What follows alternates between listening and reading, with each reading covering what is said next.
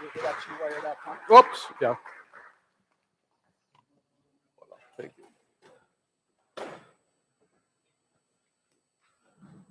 Oops. Good morning. Is the video going to work? Okay. We have a little introductory video that kind of gives you an idea what we've been doing the last couple years in Niger, West Africa. And then we'll share some stories about some of the people we've been working with. So.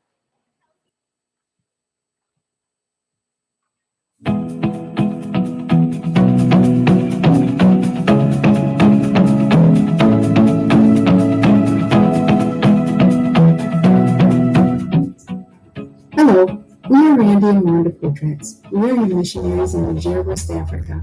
We have spent about 7 years of our lives in Niger serving through teaching, literacy, IT services, and student ministries. Thank you for this opportunity to share what the Lord is doing in Niger. Thank you.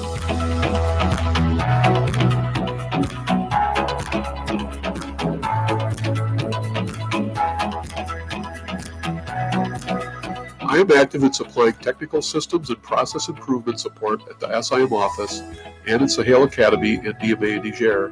Process improvement includes looking at how we do things and consider changes that can make the processes better for all involved. Technical support is wide-ranging from future technology direction, technology acquisition, user orientation and training, software support, and hardware repair. If it has something to do with computers or data, I am in the middle of it. I am also mentoring 2 young Nigerian men to perform computer support at the 2 locations in Niamey. In that process, we also talk about our spiritual walks, motivations, and Christian ethics.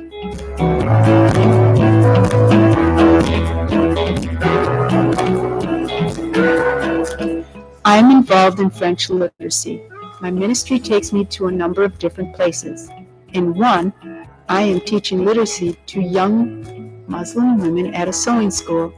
In another place, I am at a Bible school teaching pastors' wives to read. Thirdly, I have 2 older men students, one whose goal is to be able to read his Bible in front of his church. I am even tutoring a young girl who wants to improve her English.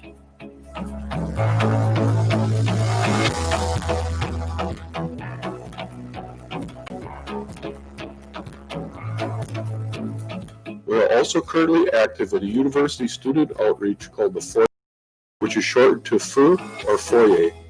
Feu in French also is fire. The idea is that we are exposing the students of the university to the fire of the gospel. In fact, in November, I became director of the Foyer. So what happens at the Foyer? The Feu has become a place where students come to use the library, to attend one-time seminars and presentations, or take evening courses on a number of subjects and receive certificates. The last few years at the Foyer have been hard ones, and in fact there has not been a director there since 2017. I am happy to say that the Foyer, by God's grace, has recovered quite nicely. We are still getting our feet under us as a team, but the Lord has granted good progress. We are a group of about 20 volunteers, most that serve 1 or 2 evenings a week. The Foyer is now open 4 evenings a week and Saturday afternoons, up from just 2 evenings during the previous spring. There are 142 students taking 11 courses from levels of English, IT, leadership, cooking, and guitar. We have 118 students registered for the library, with about half of them distinct from the students taking courses. The library prominently features Christian books and literature alongside other secular and subject and study books. Each of our courses are taught intentionally, including biblical and Christian content. For example, part of our office course has students formatting verses and proverbs into paragraphs. One of our English teachers uses Christian songs in the curriculum. Beyond that, there are a few real exciting things about the ministry at the Foyer. One is that as places in Niger we can travel to shrink, here we have a ministry that attracts students from throughout Niger and 6 of the surrounding countries. We cannot go to these areas as missionaries, but the students are coming to us. Secondly, even though the vast majority of students that take advantage of the services of the Feu are non-believers, I've been pleased to hear conversations between our Christian staff where our Christian students are actively sharing their faith in a respectful, non-confrontational manner. Thank you for this time together. Thank you also for being such a blessing to the people of Niger. Please remember to pray for the prayer points on the screen. Blessings to you all. Some images of some of the things that's happening is happening in Niger. But we wanted to just share some of the stories of the people we're working with. So, Right. Also, you are going to be participating in part of this today. So if your participation part is to ask us questions about what we're doing, what it's like, what we hope to be doing when we go back. So so as you're seeing things in the background, or if there's videos or what you saw during this last video, please keep that in the back of your mind. This morning I want to share a story about a young lady. Her name is Rahila, and she is 17, 18 years old, and she is a pastor's wife. I was able to minister to pastors' wives that were actually training to become pastors. So it's a Bible school where I've been working. And Rahila, when I first met her, she was just beginning to learn French herself. So we worked together and we started. And as I was working with her, I noticed, you know what, she's pregnant. And so I continued working with her up till the time that she went back to her village. And they go back to their village and have their babies there. I wasn't sure how things were going to work out when she got back, if she had remembered things, if she didn't, how far back were we going to have to restart. But that wasn't the case. She did a really great job. We started almost where we left off, and she continued to progress. Then our summer came, and the same thing kind of ran through my mind, and I thought, oh, okay, she made some really good progress. Let's see where she is when she gets back. Well, she came back, and I think she had some help, and she practiced, so we just continued. So this past year, I worked a lot with her in comprehending what she read. So a lot of times we'd read a sentence. Is there anything in this sentence you don't understand? What is this word? Or she'll say, yeah, that word there, I have no idea what it is.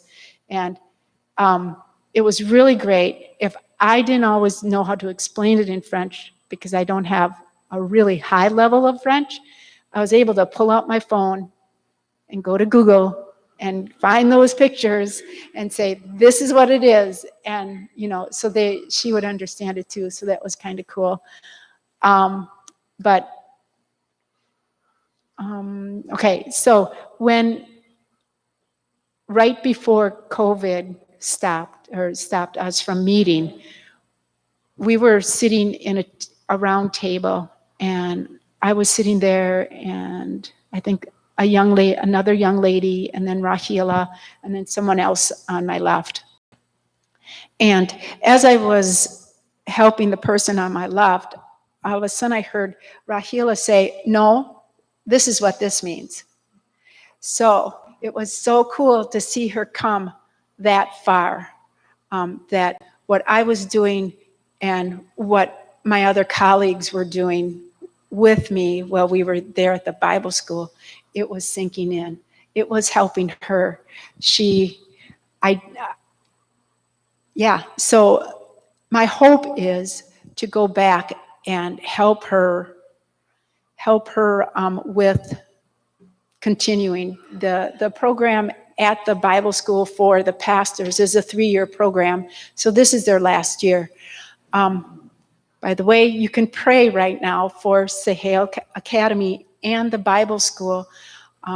There is major flooding and evacuation from those 2 compounds right near the river has been taking place. And I'm not sure if I'll even be able to do that ministry when I get back. One thing I will be doing, though, when I get back is helping another colleague with writing a curriculum or continuing to build a curriculum so that we can hand it off to the Nigerian church and say, this is how you can have a part of your ministry can be helping others in your congregation that don't know how to read French. It will give them a really good start. So that's what I've found in this past, encouraging believers African believers to go out and share the gospel, because they're going to be able to do it better than I can with another African, because they know the culture, they know how to approach subjects, they know how to do all that. So that's just a little of what I've been doing and hope to do when I get back. To echo what Wanda was doing, a good example of somebody presenting the gospel is Nathaniel. Nathaniel works with me at the main office, the main SIM office in Niamey, and we share an office room when I'm there. I'm usually there one day a week. And just before we left, I was doing some things and not really paying attention to what's going on behind me, but one of our Muslim workers came in and started talking to Nathaniel. And behind me, I heard Nathaniel, or the Muslim worker, say, well, I'm a Muslim and I agree with the Christians on this. And I thought, oh, maybe I should kind of pay attention to what's going on behind me. And so I started listening to their conversation and at some point became involved in the conversation as well. But Nathaniel really used that conversation to witness to this Muslim man and started turning the conversation to you have to do enough good things to outweigh. But Jacques kept going, and he said, I'm getting it little by little. And so that's just one way. Another way I've been able to encourage a believer that, yeah, maybe he'll be able to someday read the Bible in French in front of his congregation. The foyer, which is the student ministry that we're involved in, is going to be our main focus when we go back. Mm-hmm. We were to go back the middle of September, but that's been pushed back a couple weeks to the beginning of October, mainly due to the flooding at Sahel Academy and at CBN, because a lot of those people have had to move to higher ground, and our house is higher ground, so somebody's actually occupying the house that we would otherwise be in Niger right now, and we're trying to give them some breathing room to find alternates. But at the foyer, we do have direct contact with Muslim students, and it's been a really great opportunity to get to know how their life goes. For example, one young man, because English is one of the things that we teach at the foyer, we're able to do icebreaker questions. And so one of the icebreaker questions one day was, what's a childhood memory that you cherish? And just as an example how potentially different their life is from yours, one young man said, I can remember when I was about 10 years old and my dad was able to kill a gazelle and we had meat for a week. I mean, just imagine that was a really big thing in his memory. I was also able to talk to a young man who wanted to be a volunteer at the foyer. He was very helpful. I was just at the foyer maybe 2 or 3 weeks. Didn't really know the students that well yet, and so we have an application form. I gave him an application form and said, "Well, bring it back and we'll talk about it tomorrow." And so he had his form well filled out, except for one section that talks about his Christian testimony, how he became a Christian, what his Christian experience was. And at the foyer, we are a Christian organization, so we have Christian staff. Even the volunteers are Christian. And he had that empty. I said, well, why is that empty? Is it maybe too big a story to fit in the space? He said, no, well, I'm a Muslim. But that was a really neat gateway to talk to him about why we want Christian staff at the foyer, number one. And number two, why Jesus isn't just another good guy, why Jesus isn't just a great prophet, but that he's the Savior of the world, that he died for his sins. And while Yakuba didn't make any decisions that day, at least we had a really good conversation, and we talked about it, and we presented it. And so pray for Yakuba. He still comes to the foyer. We still have a really good relationship with him. but he's one of those guys who are kind of seeking, and he's kind of on the edge. And that happens a lot in Niger because the social stigma of becoming a Christian is hard in a culture that's Muslim. And it can be hard for young men to step out away from their families to do something like that. So yeah, I think we have some time for some questions. When we go back, our focus will be the foyer, as we talked about. Wanda will still be doing some literacy. I will still be doing some computer things. As you know, if you have a computer, you have a problem, right? So that's always something we get to do. So, any questions, we'd be happy to answer them. Yes. Any political no. There is a election in Niger, I believe, next year. There can always be problems during elections there, but right now it's fairly stable. It's one of the few countries in the area that doesn't necessarily host terrorism. We have quite a bit of terrorism activity on the edges, on the borders of the country. Where we were able to go 9 years ago, we can't go now. In fact, there was a terrorist attack, maybe you heard about it in the last month or so, at a giraffe preserve in Niger, where 6 French NGO people and their driver and their guide were killed. So that has very much limited where missionaries can go right now in this particular instance. As a matter of fact, most of our compatriots are limited to the city of Niamey, the capital city of Niamey. So the Nigerians themselves are very peaceful people. They're really like a lot of Midwesterners. They just want to be left alone. They want to do their thing. They just about all to a fault want to open their own little business. They're very entrepreneurial. But the terrorists are opportunists. They're people who prey on weak villages, not well-defended villages. They'll come in, kill people, and then tell the people of the village that they owe them protection money. So it's a mafia racket, basically, is what it is.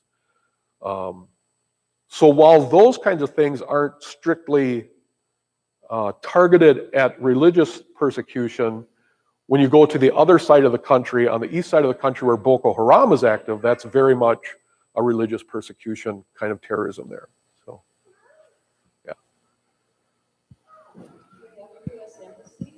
We do have a U.S. Embassy. The U.S. Embassy is much larger than, it actually had just been rebuilt, and there's a much larger staff than there ever had been there before. But it's an embassy, right? It's not a full-fledged military installment or anything. So The embassy, many missionaries have very good connections with the embassy or have really good relationships with the people in the embassy, and that helps. So sometimes the embassy may have some information of things that might happen, or the missionaries may have know maybe a little bit more than the embassy because they're on the ground amongst the people. So there is a very good working relationship between at least the missionaries and the U.S. Embassy. Mm-hmm. Yes? You mentioned several witnessing opportunities. Are there any restrictions you guys deal with as far as in your witnessing? Yeah. Yeah, so would I set up camp on a street corner and start preaching? Probably not. But within the laws of Niger, we can go to somebody's home and talk with them. We talk to our neighbors in our neighborhood. So the restrictions are more social.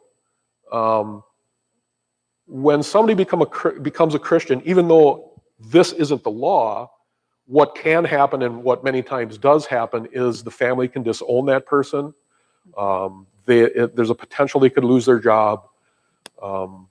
Things like that. While that's not supposed to happen, it does.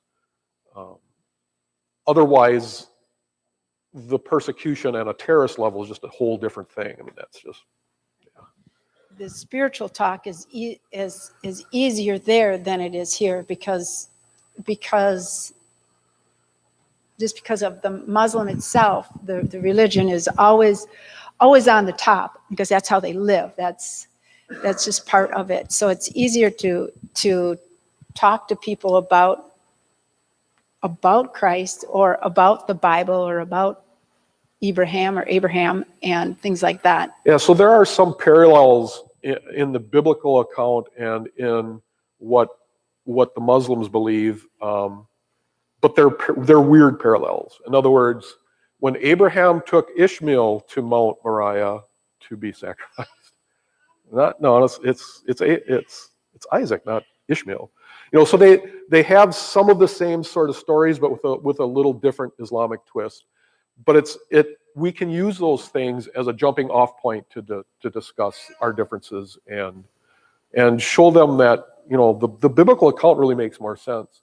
There's not some of the Islam Muslims have been very interested in studying books like Genesis, particularly Genesis, because they get a lot more information than they would ever get from the Quran about Abraham and about his descendants. And so it's kind of a way that we can expose them to some Bible things.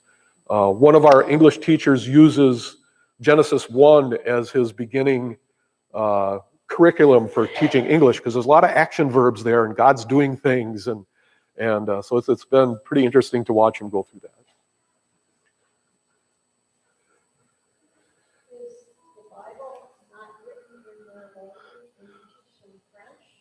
Yeah, so go ahead. Okay, yep.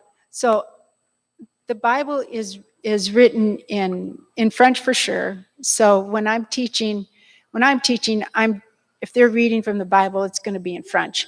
So some of the two of the main tribal languages of Zarma and Hausa, they're both a Bible. There is a Bible in both of those languages, but the thing comes there again is the literacy. Can they really read it? So there would be another whole literacy program that you could write for Hausa and Zarma,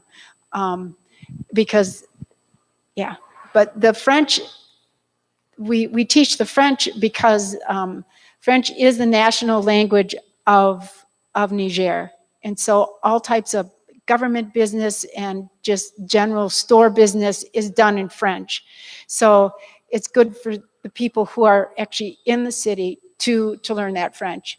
So you may have a conversation and you may have 3 different languages going on as they're speaking. All of a sudden they're speaking French and then you lose track of what they're saying because they're speaking Zarma, or all of a sudden then they're speaking Hausa. So you kind of get lost. What other missionaries have leveraged is everybody has a cell phone. Still in Niger, everybody has a cell phone. When we left the first time in 2001, nobody had a cell phone. When we came back in 2005, everybody had a cell phone. And you have guys with donkey carts talking on cell phones. But other missionaries have leveraged that by having little cards you can put in the cell phone to listen to the Bible. And so that's been very effective too. I think somebody else had a question in here. No?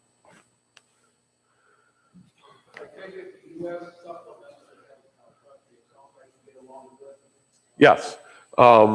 Official relations with Niger are good. Even though it's a Muslim nation, it's also very much a very poor nation. So for many things, they depend on foreign aid. And that's maybe one of the reasons the relations are good. Also, I hope I can say this. I won't say the name. The ambassador of Niger is a believer. Yep. And he on occasion will come out and go to the English speaking service that they usually have on Sunday evenings in Niamey. Very nice guy. So I think to me that's helpful, and I think that's very, very good.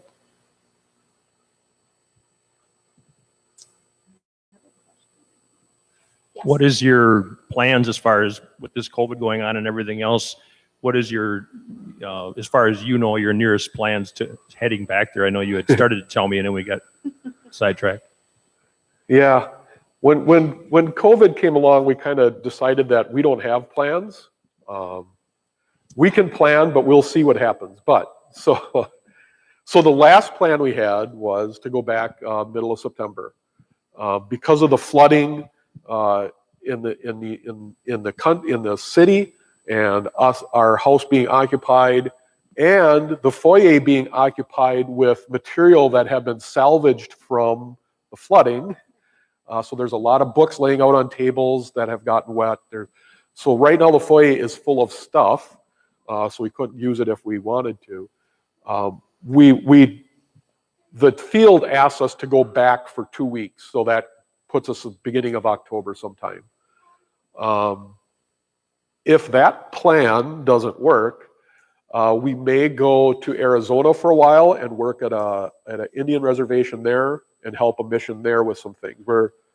Until we can go back. We're still working through that.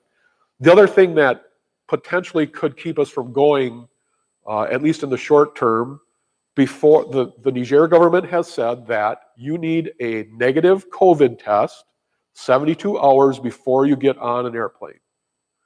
If we don't have that piece of paper, we cannot get on the airplane, and it has to be negative. And it has to be the long test. It can't be the short test. So these are kinds of things. So we called around Wisconsin this week, just kind of seeing what was available, and almost everybody, I think everybody said, at this point they are not testing people who don't have symptoms. Even though we Even if told you're them gonna we were travel. even if we're going to travel, they said, nope, you don't have symptoms. We don't want to see you. So we're still trying to work Right. through that, how that's going to work. They said, call back in a couple weeks. It's always changing. So that's what we'll do.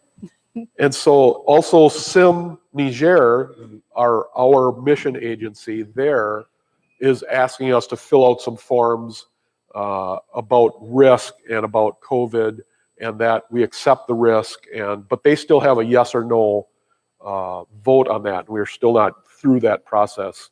I'm slightly portly, so that makes me in a higher risk category. So we just hope that doesn't give them something that would cause them concern. So.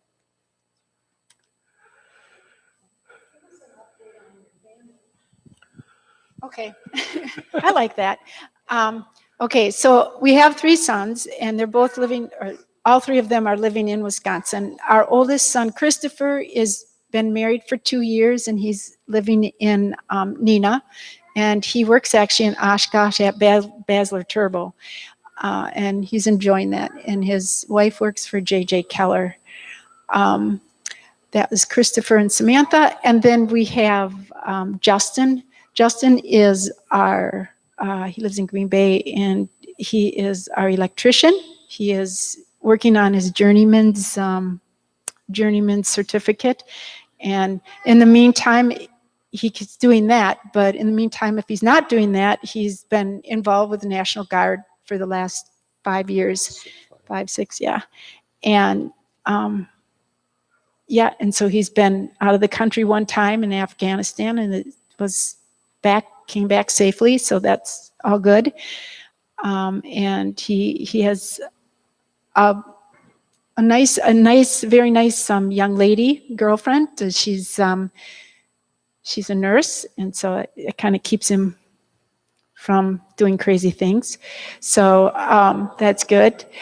Then our youngest, Noah, he is actually living in our house.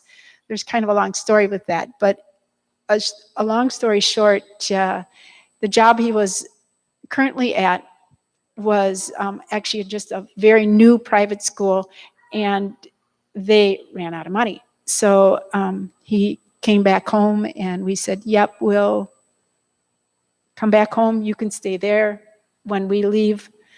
That's good. We are very thankful. This past week, he did start at the Boys and Girls Club in Oshkosh. So we're very thankful he does now have a job. And he also has a girlfriend, which I think will be Soon to be fiance. maybe soon to be, hopefully, fiance. So don't tell him we told you that. So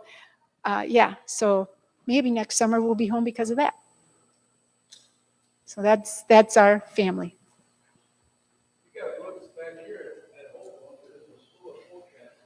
Yeah. Yeah, there's a couple sloughs probably. I'm related to the ones in Amro. Jay's my father. So the other slough, no, by Fond du Lac, they're related somehow, but we don't have no idea. Jay. By the way, Jay just turned 83 yesterday. Yeah, And he's still getting up and driving a truck. just I for don't fun. know, just for fun, I guess. So. I know you guys are going through quite a transition here, and I just wanted to, we've been through a transition similar to yours in our past, and we've talked to people who have been through similar transitions as well as a church, and I know it can be a tough time. I just thought of 10 things that I could leave with you guys as you're going to have a meeting after we go, and just think of some things. And so be humble. They're generally raw feelings at this time. Be generous and grace to each other. Be swift to listen, slow to speak. Really try to see issues from the other person's perspective. Find out who you are as a church. What are the non-negotiable things that you have as a church? What things can you extend Christian grace to? Keep the congregation informed at large as you guys are going through this. Communicate well. Communication that people don't hear sometimes can be worse than what they do. Don't get too caught up in leadership structure. There's a wide variety of leadership structures in churches, and a wide variety of them work for different churches. Figure out what the best one for you is. Leadership, humility, and willingness to listen is almost more important than whether they are called elders or deacons or bishops. The attitudes are great. In your pastor search, find someone who will love you as a congregation and love them back. Find a pastor that wants to encourage and empower believers. As we talked about in Niger, we found that one of the best things that we can do is empower and equip the people to do the job. We don't have to do it. Find a pastor that's willing to accept help and does not want to do it all and control it all. Find a pastor who wants his congregation to be involved in growing spiritually. Find a pastor whose joy it is to see you grow spiritually. I think that's really important. Find a pastor who is a shepherd and not a herder. There's a difference in that. Shepherds care for people. Shepherds look for ways to serve. People who herd are pushing people in a direction. A pastor's unique position, he leads you as a congregation, but he's also should be accountable to you. And there's kind of a fuzzy border there, but define that as best you can. And just make sure there are lines of accountability both ways. The transition we went through was one of the most painful times in my life, but also I think the Lord uses some of those things that are discomforting to help you grow and to help you as a church come together, if at all possible. So we would really pray that for you guys. We thank you a ton for being a part of our ministry and for partnering with us in Niger. Whatever happens, we've been very thankful to have your support and your backing for us. Thank you.